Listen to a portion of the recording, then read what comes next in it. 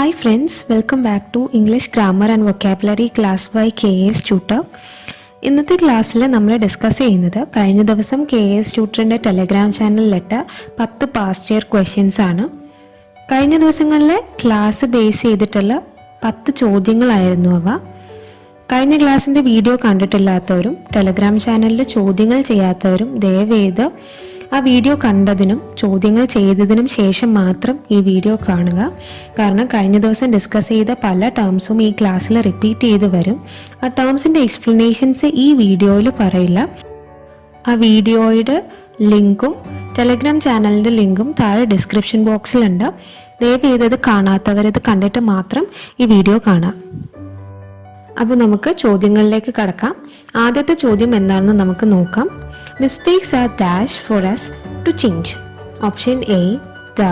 Option B, their. Option C, them. Option D, theirs. കൂടുതലൊന്നും ആലോചിക്കാതെ തന്നെ ഓപ്ഷൻ ബിയിലേക്ക് നമ്മുടെ ഇൻറ്റ്യൂഷൻ വെച്ച് അല്ലെങ്കിൽ നമ്മുടെ അവബോധം വെച്ചിട്ട് നമുക്ക് എത്തിപ്പെടാൻ സാധിക്കും. പക്ഷേ എക്സാം ഹാളിൽ നമ്മൾ പിരിമുറുക്കത്തിലാവുന്ന സാഹചര്യങ്ങളിൽ ഈ ഇൻറ്റ്യൂഷൻസ് നമ്മളെ തെറ്റായി ലീഡ് ചെയ്യാനും സാധ്യതയുണ്ട്. അതുകൊണ്ട് വീട്ടിലിരുന്നിട്ട് നമ്മൾ പാസ്റ്റ് ഇയർ ക്വസ്റ്റ്യൻസ് ഒക്കെ സോൾവ് ചെയ്യുമ്പോൾ തന്നെ ലോജിക്കലിയും റൂൾസ് ഫോളോ ചെയ്തൊക്കെ നമുക്ക് ചെയ്യാം. കോൺസെപ്റ്റ് മനസ്സിൽ ഉറച്ചു കഴിഞ്ഞാൽ ഏത് പിരിമുറുക്കത്തിനിടയിലായാലും ശരിയായ ഉത്തരം കണ്ടെത്താൻ നമുക്ക് കഴിയും. അപ്പോൾ ഈ ചോദ്യത്തിൻ്റെ ഉത്തരത്തിലേക്ക് നമുക്ക് എങ്ങനെ എത്തിപ്പെടാം എന്നുള്ളത് നോക്കാം. ഈ ചോദ്യത്തിൽ ഓൾറെഡി ഒരു പ്രോനൗൺ ഉണ്ട്, അസ്. അതുകൊണ്ട് തന്നെ ഓപ്ഷൻ സിയിലും ഓപ്ഷൻ ഡിയിലും വരുന്ന പ്രോനൗൺസ് ദം, ദേസ് എന്നുള്ള ഈ പ്രോനൗൺസ് നമുക്ക് എലിമിനേറ്റ് ചെയ്യാൻ പറ്റും. പിന്നെയുള്ളത് ദ എന്ന ആർട്ടിക്കിളും ഓപ്ഷൻ ബി ദേറും ആണ്. ആർട്ടിക്കിൾ ദ എന്ന് പറയുന്നത് ഒരു നിർദ്ദിഷ്ട സംഗതിയെ സൂചിപ്പിക്കാനാണ് ഉപയോഗിക്കുന്നതെന്ന് നമ്മൾ കഴിഞ്ഞ ക്ലാസ്സിൽ ഡിസ്കസ് ചെയ്യുകയുണ്ടായി. അതുകൊണ്ട് തന്നെ ഓപ്ഷൻ ബി ദേർ ആണ് ഈ ചോദ്യത്തിൻ്റെ ഉത്തരം. അടുത്ത ചോദ്യം എന്താണെന്ന് നമുക്ക് നോക്കാം. Complete the following sentence using suitable pronoun. ചോദ്യം ഇതാണ്. Mrs Menon went to see dash brother. Options: option A his, option B your, option C their, option D her. അപ്പോൾ Mrs Menon went to see dash brother എന്നുള്ളതാണ് ചോദ്യം. വളരെ എളുപ്പത്തിൽ ഉത്തരത്തിലേക്ക് എത്താവുന്ന ഒരു ചോദ്യമാണിത്. എങ്കിൽ പോലും ഓപ്ഷൻ എ ഹെസ് എന്ന ഓപ്ഷനാണ് ഓപ്ഷൻ ഡി ഹർ എന്ന ശരിയായ ഉത്തരത്തിന് ശേഷം പലരും പോൾ ചെയ്ത് കണ്ടത്. ഇതിന് കാരണം മിസ്സസ് മേനൻ എന്നതിന് പകരം മിസ്റ്റർ മേനൻ എന്ന വായനക്കുഴപ്പമാണ്. അതുകൊണ്ട് ഓരോ ചോദ്യവും മനസ്സിലെത്തി വേണം വായിക്കാനായിട്ട്. ഈ ചോദ്യത്തിലൂടെ നമുക്ക് പഠിക്കേണ്ട മറ്റൊരു കാര്യം കൂടിയുണ്ട്, പോയിന്റ് ഓഫ് വ്യൂസ് അഥവാ ചിന്താഗതി. ഞാനോ ഞങ്ങളോ കഥ പറയുമ്പോൾ അല്ലെങ്കിൽ ഐ ഓർ വി ഉപയോഗിച്ച് നമ്മൾ വിവരണം നടത്തുമ്പോൾ first person point of view ഉപയോഗിക്കും. ഇനി നിങ്ങളാണ് അല്ലെങ്കിൽ യു ആണ് കഥ പറയുന്നതെങ്കിൽ സെക്കൻഡ് പേഴ്സൺ വ്യൂ ഉപയോഗിക്കും. ഹി, ഷീ, ഇറ്റ്, ദേ അഥവാ അവൻ, അവൾ, അത്, അവർ എന്നത് വെച്ചാണ് നമ്മൾ കഥ പറയുന്നതെങ്കിൽ തേർഡ് പേഴ്സൺ വ്യൂ ആണ് ഉപയോഗിക്കുക. നമ്മൾ അനലൈസ് ചെയ്യുന്നത് പ്രോനൗൺസിൻ്റെ ഒരു ചാർട്ടാണ്. അപ്പോൾ ഫസ്റ്റ് പേഴ്സൺ സിംഗുലർ പ്രോനൗൺസ് ഏതൊക്കെയാണെന്ന് നമുക്ക് നോക്കാം. സബ്ജക്റ്റീവ് കേസിൽ ഐ, ഞാൻ. ഒബ്ജക്റ്റീവ് കേസിൽ മീ. മീ എന്ന് പറയുന്നത് നമ്മൾ ഞാൻ എന്നാണ് ഉപയോഗിക്കുക, അല്ലെങ്കിൽ എന്നോട് എന്നൊക്കെയുള്ള അർത്ഥത്തിൽ നമ്മൾ ഉപയോഗിക്കും. പിന്നെ പൊസസീവ് കേസിൽ മൈ, മൈൻ എന്നുള്ള 2 പ്രോനൗൺസാണ് ഉപയോഗിക്കുക. അതായത് എൻ്റെ, എൻ്റേത് എന്നുള്ള അർത്ഥം വരുന്നത്.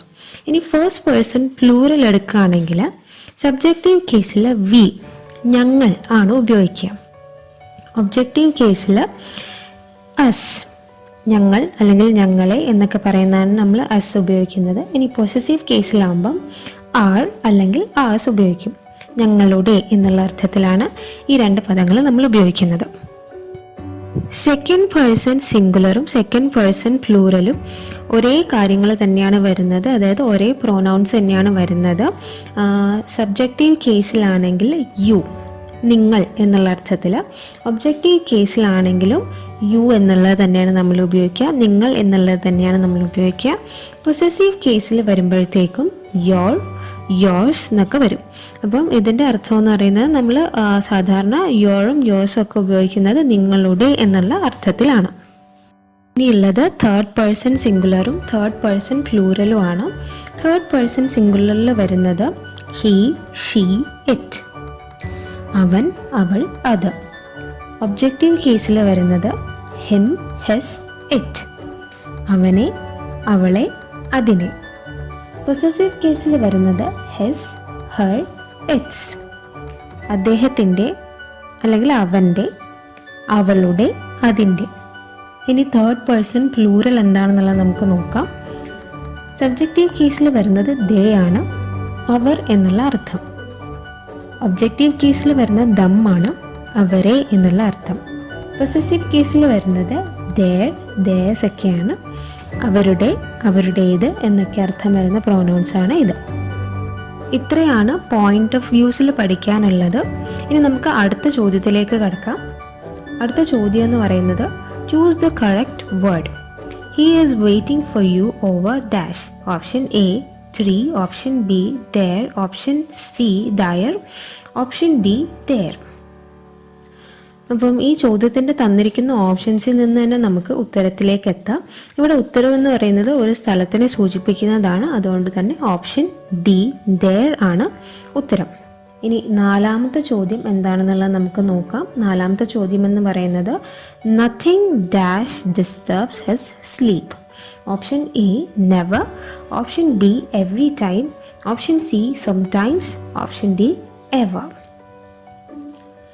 ഒന്നും അവൻ്റെ ഉറക്കത്തിനെ താറുമാറാക്കുന്നില്ല അല്ലെങ്കിൽ ശല്യപ്പെടുത്തുന്നില്ല എന്നൊക്കെയാണ് ഈ ചോദ്യത്തിൽ അർത്ഥമാക്കുന്നത്. ഈ ചോദ്യത്തിൻ്റെ ഉത്തരമെന്ന് പറയുന്നത് ഓപ്ഷൻ ഡി എവർ ആണ്. എവർ എന്ന് പറയുന്നത് അറ്റ് ഓൾ എന്നുള്ള അർത്ഥത്തിലാണ് ഇവിടെ ഉപയോഗിച്ചിരിക്കുന്നത്. ഇവിടെ എവർ ഉപയോഗിക്കുന്നത് ചോദ്യത്തിൽ തന്നിരിക്കുന്ന സ്റ്റേറ്റ്മെൻറ്റിനെ എംഫസൈസ് ചെയ്യാനായിട്ടാണ്. ഇനി അഞ്ചാമത്തെ ചോദ്യം എന്ന് പറയുന്നത് the umbrella is dash. Umbrella is dash എന്നുള്ളതാണ് ചോദ്യം. ഓപ്ഷൻസ് നമുക്ക് നോക്കാം. Option A your, option B my, option C yours, option D them. നമ്മൾ നേരത്തെ പഠിച്ച പോയിന്റ് ഓഫ് വ്യൂവിനെ ബേസ് ചെയ്തിട്ടുള്ള ചോദ്യമാണിത്. കുടയുടെ ഉടമസ്ഥതയെ സംബന്ധിച്ചിട്ടുള്ള ചോദ്യം ആയതുകൊണ്ട് തന്നെ ഇത് പൊസസീവ് കേസിൽ വരുന്നതാണെന്ന് ഉറപ്പിക്കാം. അതുകൊണ്ട് തന്നെ ഒബ്ജക്റ്റീവ് കേസിൽ വരുന്ന ഓപ്ഷൻ ഡി ദെമ്മിനെ നമുക്ക് എലിമിനേറ്റ് ചെയ്യാം. ഇവിടെയുള്ള ബാക്കി 3 ഓപ്ഷൻസും പൊസസീവ് കേസാണ്. അങ്ങനെ വന്നാൽ ഏതാണ് ഉത്തരം?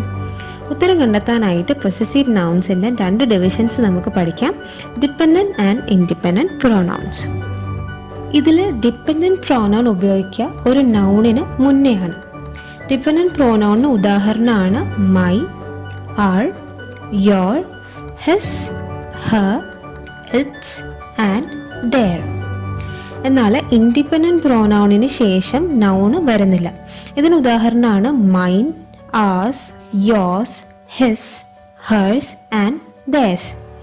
ഇത്രയും മനസ്സിലാക്കി കഴിഞ്ഞാൽ നമുക്ക് ചോദ്യം ഒന്നുകൂടെ വായിച്ചു നോക്കിയാൽ ഉത്തരത്തിലേക്ക് എത്താൻ പറ്റും. The അംബല്ല is dash. ഓപ്ഷൻസ് എന്ന് പറയുന്നത് യോർ ഉണ്ട്, ബി മൈൻ ഉണ്ട്, ഓപ്ഷൻ സി യോസ് ഉണ്ട്, ഓപ്ഷൻ ഡി ദെം ഉണ്ട്. അത് നമ്മൾ ഓൾറെഡി എലിമിനേറ്റ് ചെയ്തു. ഇനി ബാക്കിയുള്ള ഓപ്ഷൻസിൽ നിന്നാണ് നമുക്ക് എടുക്കേണ്ടത്. അപ്പം ഇൻഡിപെൻഡൻറ്റ് പ്രൊനൗൺ ആണ് ചോദ്യത്തിൽ തന്നിരിക്കുന്നത് അല്ലെങ്കിൽ ചോദ്യത്തിൽ ഉത്തരമായിട്ട് വേണ്ടത് എന്ന് നമുക്ക് മനസ്സിലാവും. കാരണം ഈ ഒരു പ്രോനൗണിന് ശേഷം നൗണ് വരുന്നില്ല. അംബല്ല എസ് ഡാഷ് എന്ന് പറയുന്ന ഈ പ്രോനൗണോട് കൂടിയാണ് ഈ ഒരു സെൻറ്റൻസ് അവസാനിക്കുന്നത്. അതുകൊണ്ട് ഇൻഡിപെൻഡൻറ്റ് പ്രോനൗൺ ആണ് ഇവിടെ ഉപയോഗിച്ചിരിക്കുന്നത് എന്ന് നമുക്ക് വ്യക്തമായിട്ട് മനസ്സിലാവും. അതുകൊണ്ട് തന്നെ ഓപ്ഷനിലുള്ള ഏക ഇൻഡിപെൻഡൻറ്റ് പ്രോനൗൺ ആയിട്ടുള്ള ഓപ്ഷൻ സി യോസ് ആണ് ഈ ചോദ്യത്തിൻ്റെ ഉത്തരം. നമ്മൾ അടുത്ത് നോക്കാൻ പോകുന്നത് 6ാമത്തെ ചോദ്യമാണ്. Dash man wishes to be happy. Options: option A each, option B any, option C every, option D all. ഈ ചോദ്യത്തിന് ഉത്തരം ഓപ്ഷൻ സി എവ്രി ആണ്. ഇവിടെ എവ്രി എന്നത് മാൻ എന്നുള്ള സിംഗുലർ നൗണിനെ ഒരു ഗ്രൂപ്പ് ഓഫ് പീപ്പിളിനെ അല്ലെങ്കിൽ ഒരു സംഘത്തിനെ പരാമർശിക്കാനായിട്ടാണ് ഉപയോഗിക്കുന്നത്. ഇനി നമ്മൾ ഡിസ്കസ് ചെയ്യുന്നത് 7ാമത്തെ ചോദ്യമാണ്. ചോദ്യം ഏതാണ്? Identify the parts of speech of the capitalized word. You must be careful when you drive. Options. Option A എന്ന് പറയുന്നത് adverb, option B adjective, option C verb, option D noun. Poll ഇട്ടതിൽ ഡ്രൈവും capitalized വേർഡ്സിലാണുള്ളത്. അപ്പം ക്ഷമിക്കണം, അതൊരു manual മിസ്റ്റേക്കാണ്. ഇവിടെ ചോദിച്ചത് കെയർഫുൾ എന്നത് ഏത് പാർട്ട് ഓഫ് സ്പീച്ചാണ് വരുന്നത് എന്നാണ്. ഭൂരിഭാഗം പേരും ഓപ്ഷൻ എ ആഡ്വേർബ് ആണ് ഉത്തരം നൽകിയത്. എന്നാൽ ഓപ്ഷൻ ബി അഡ്ജക്റ്റീവ് ആണ് ശരിയായിട്ടുള്ള ഉത്തരം. കാരണം ഇവിടെ യു എന്ന നൗണിനെ ബന്ധപ്പെടുത്തിയാണ് കെയർഫുൾ വന്നിരിക്കുന്നത്. നിങ്ങളോടാണ് അല്ലെങ്കിൽ യു എന്ന ആളിനോട് അല്ലെങ്കിൽ യു എന്ന പ്രോനൗണിനോടാണ് ശ്രദ്ധിക്കണം എന്ന് പറയുന്നത്. യു ആണ് ശ്രദ്ധിച്ച് വാഹനം ഓടിക്കേണ്ടത്. കെയർഫുൾ എന്ന അഡ്ജക്റ്റീവ് എന്ന് പറയുന്നത് കെയർ എന്ന റൂട്ട് വേർഡിൽ നിന്നും വന്നിട്ടുള്ളതാണ്. അപ്പം കെയർ എന്ന റൂട്ട് വേർഡിൽ നിന്നും ആഡ്വേർബിലേക്ക് ആവുമ്പോൾ കെയർഫുള്ളി എന്നാവും. അതായത് ഡ്രൈവ് കെയർഫുള്ളി എന്ന സെൻറ്റൻസ് ഓർക്കുകയാണെങ്കിൽ നമുക്ക് പെട്ടെന്ന് മനസ്സിലാക്കാം. ഡ്രൈവിനെ വിശേഷിപ്പിക്കാനായിട്ട് ഉപയോഗിക്കുന്നത് കെയർഫുള്ളി എന്നുള്ള വാക്കാണ്. ഇവിടെ കെയർഫുൾ എന്നാണ് തന്നിരിക്കുന്നത്. അപ്പം അഡ്ജക്റ്റീവ് ആണിത്, ആഡ്വേർബ് അല്ല എന്നുള്ളത് നമുക്ക് പെട്ടെന്ന് മനസ്സിലാക്കാൻ പറ്റും. അതുകൊണ്ട് നിങ്ങൾ ഇങ്ങനത്തെ വാക്കുകൾ അല്ലെങ്കിൽ എന്തെങ്കിലും ഒരു കണക്ഷൻ കൊണ്ടുവന്നിട്ട് ഒരു കംപ്ലീറ്റ് സെൻറ്റൻസ് വേണമെന്നില്ല, ഒരു എന്തെങ്കിലും ഒന്ന് ആഡ് ചെയ്തിട്ട് ഒന്ന് ഉത്തരത്തിലേക്ക് എത്താൻ പറ്റുമോ എന്നുള്ളത് നോക്കാം. നമ്മൾ കഴിഞ്ഞ ക്ലാസ്സിൽ ഇതിനെപ്പറ്റി ഡിസ്കസ് ചെയ്തിരുന്നു. ഈ ചോദ്യങ്ങളെല്ലാം നമ്മുടെ സിലബസിലുള്ള confusion of adjectives and adverbs എന്നുള്ള പോർഷനിൽ വരുന്നതാണ് ഈ ചോദ്യവും ഇനി വരാൻ പോകുന്ന ചോദ്യങ്ങളും. അപ്പോൾ ഇനി അടുത്ത ചോദ്യം എന്താണെന്നുള്ളത് നോക്കാം. 8ാമത്തെ ചോദ്യമാണ് നമ്മൾ ഡിസ്കസ് ചെയ്യുന്നത്. ചോദ്യം ഇതാണ്: the adverb of braves. Option A bravery, option B brave, option C bravo, option D bravely. ഈ ചോദ്യത്തിനും ഭൂരിപക്ഷം ഉദ്യോഗാർത്ഥികളും തെറ്റായിട്ട് ആൻസർ ചെയ്ത് കണ്ടു. ആഡ്വേർബ് ഓഫ് ബ്രേവ് എന്നത് ബ്രേവ്ലി ആണ്. സാധാരണ റൂട്ട് വേർഡിൻ്റെ കൂടെ LY വരുന്നത് ആഡ്വേർബ് ആണ് എന്ന് ഓർത്താൽ നിങ്ങൾക്ക് കുറച്ചുകൂടി പെട്ടെന്ന് ഈ ക്വസ്റ്റ്യൻസ് സോൾവ് ചെയ്യാൻ പറ്റുമെന്നാണ് എനിക്ക് തോന്നുന്നത്. കൂടാതെ കഴിഞ്ഞ ക്ലാസ്സിൽ പറഞ്ഞ പോലെ ഓപ്ഷൻസിൽ തന്നിരിക്കുന്ന ഓരോ വാക്കുകളുണ്ട് ഒരു സെൻറ്റൻസ് ഉണ്ടാക്കാൻ ശ്രമിക്കുക. കംപ്ലീറ്റ് സെൻറ്റൻസ് വേണമെന്നല്ല, നിങ്ങൾക്ക് ഉത്തരത്തിലേക്ക് എത്താൻ കഴിയുന്ന പോലെ ഏതെങ്കിലും വാക്ക് ആഡ് ചെയ്താലും മതിയാകും. അതുവഴി ശരിയായ ഉത്തരം കണ്ടെത്താൻ കഴിയും. അങ്ങനെ കുറച്ച് വാക്കുകൾ അല്ലെങ്കിൽ കുറച്ച് സെൻറ്റൻസുകളാണ് ഞാൻ ഈ ചോദ്യത്തിന് റിലേറ്റ് ചെയ്തിട്ട് എഴുതിയിരിക്കുന്നത്. ബ്രേവറി ഓഫ് ദ സോൾജിയർ എന്ന് പറയുമ്പോൾ ബ്രേവറി എന്ന് പറയുന്ന നൗൺ ആണെന്ന് നമുക്ക് മനസ്സിലാവും. ബ്രേവ് ബോയ് എന്ന് പറയുമ്പോൾ ബോയിനെ വിശേഷിപ്പിക്കാനായിട്ട് അല്ലെങ്കിൽ ബോയിനെ ബന്ധപ്പെടുത്തിയിട്ടാണ് ബ്രേവ് എന്ന് വന്നിരിക്കുന്നത്. അതുകൊണ്ട് അത് അഡ്ജക്റ്റീവ് ആണെന്നുള്ളത് മനസ്സിലാവും. ബ്രാവോ എന്നുള്ളത് നമ്മൾ പാർട്സ് ഓഫ് സ്പീച്ച് ഡിസ്കസ് ചെയ്യുമ്പോൾ ഇൻ്റർജെക്ഷനിൽ നമ്മൾ ഉദാഹരണം പറഞ്ഞൊരു വാക്കാണ് ബ്രാവോ എന്ന് പറയുന്നത്. വെൽ ഡൺ എന്നുള്ള മീനിങ് ആണ് വരുന്നത്. പിന്നെ ബ്രേവ്ലി ഫോട്ട് എന്ന് പറയുമ്പോൾ ഫോട്ട് എന്ന് പറയുന്ന വേർബിനെ ബന്ധപ്പെടുത്തിയിട്ടാണ് ബ്രേവ്ലി വരുന്നത്. അതുകൊണ്ട് തന്നെ അതൊരു ആഡ്വേർബാണ് എന്നുള്ള കാര്യം നമുക്ക് മനസ്സിലാവും. അടുത്തത് 9ാമത്തെ ചോദ്യമാണ്. ചോദ്യം എന്താണെന്ന് നമുക്ക് നോക്കാം. The high price surprised him. The underlined word belongs to which part of speech? Option A adjective, option B adverb, option C noun, option D pronoun. ഇവിടെ ഹൈ എന്ന പദം ഉപയോഗിക്കുന്നത് നൗൺ ആയിട്ടുള്ള പ്രൈസിനെ വിശേഷിപ്പിക്കാൻ വേണ്ടിയിട്ടാണ്. അതുകൊണ്ട് ഉത്തരം എന്ന് പറയുന്നത് ഓപ്ഷൻ എ അഡ്ജക്റ്റീവ് ആണ്. അവസാനത്തെ ചോദ്യം എന്താണെന്നുള്ളത് നോക്കാം. ചോദ്യം number 10. They led a happy life. The word happy is a dash. A noun, B adjective, C adverb, D verb. ഇവിടെ ലൈഫ് എന്ന നൗണിനെയാണ് ഹാപ്പി എന്ന പദം വെച്ച് വിശേഷിപ്പിച്ചിരിക്കുന്നത്. അതുകൊണ്ട് ഉത്തരം എന്ന് പറയുന്നത് ഓപ്ഷൻ ബി അഡ്ജക്റ്റീവ് എന്നുള്ളതാണ്. ഇതോടെ നമ്മുടെ ഇന്നത്തെ ക്വസ്റ്റ്യൻ ആൻസർ ഡിസ്കഷൻ ഇവിടെ തീരെയാണ്. ഇനി വരുന്ന ആഴ്ചകളിൽ നമ്മൾ ഹെൽപ്പിംഗ് വേർബ്സിൻ്റെ ചോദ്യങ്ങളും പ്രപ്പോസിഷൻസിൻ്റെ ചോദ്യങ്ങളും കൺജങ്ഷൻസിൻ്റെ ചോദ്യങ്ങളും ആർട്ടിക്കിൾസിൻ്റെ ചോദ്യങ്ങളും അങ്ങനെ നമ്മൾ ഇപ്പോൾ കവർ ചെയ്ത പാർട്സ് ഓഫ് സ്പീച്ച് എന്നുള്ള പോർഷനിൽ നിന്ന് വന്നിട്ടുള്ള PSC ചോദ്യങ്ങളും അതിൻ്റെ പാറ്റേണുമാണ് ഇനി ഡിസ്കസ് ചെയ്യുക. ഇതുപോലെ പോൾ ഇട്ടിട്ട് തന്നെ ആയിരിക്കും ചോദ്യങ്ങൾ ഡിസ്കസ് ചെയ്യുക. അപ്പം പോളൊക്കെ നിങ്ങൾ അറ്റൻഡ് ചെയ്യാൻ നോക്കുക. കാരണം അങ്ങനെ ചെയ്യുമ്പോൾ മാത്രമേ നിങ്ങൾക്ക് എവിടെയാണ് ഡൗട്ടുള്ളത്, നിങ്ങൾക്ക് ഏത് ഭാഗമാണ് തെറ്റുന്നത് എന്നുള്ളത് മനസ്സിലാക്കാൻ പറ്റുള്ളൂ. അപ്പോൾ താങ്ക്സ് ഫോർ വാച്ചിങ്. KS ട്യൂട്ടറിൻ്റെ ടെലഗ്രാം ചാനലിൽ ജോയിൻ ചെയ്യാത്തവർ ടെലഗ്രാം ചാനലിൽ ജോയിൻ ചെയ്യുക. പോളൊക്കെ ടെലഗ്രാം ചാനലിലാണ് നടത്തുക. ഈ ചാനൽ സബ്സ്ക്രൈബ് ചെയ്യാത്തവരുണ്ടെങ്കിൽ സബ്സ്ക്രൈബ് ചെയ്യുക, കൂടാതെ ആ ബെല്ലൈക്കനും കൂടി ക്ലിക്ക് ചെയ്യുക. Wish you all A good day. Thank you.